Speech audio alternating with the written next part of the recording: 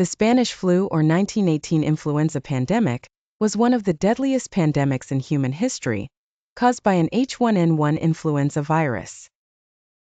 It spread rapidly between 1918 and 1919, affecting 1/3 of the global population and resulting in an estimated death toll of 50 to 100 million people, surpassing even the casualties of World War I.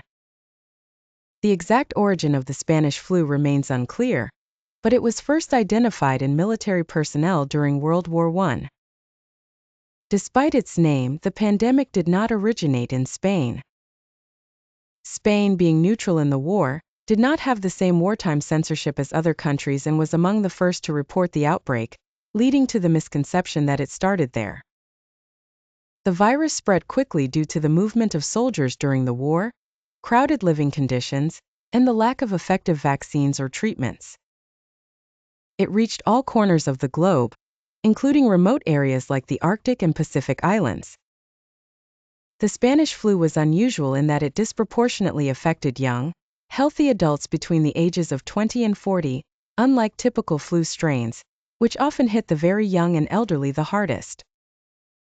Symptoms included high fever, fatigue, and body aches, with many victims developing severe pneumonia, which led to death in a short period. The pandemic overwhelmed medical facilities, and hospitals were often unable to accommodate the sheer number of patients. Many cities imposed quarantines and closed public spaces to slow the spread of the virus, but these measures were often insufficient due to the rapid and aggressive nature of the flu. The Spanish flu had far-reaching effects, not only on health but also on society and the economy. Many countries experienced labor shortages due to the high death toll.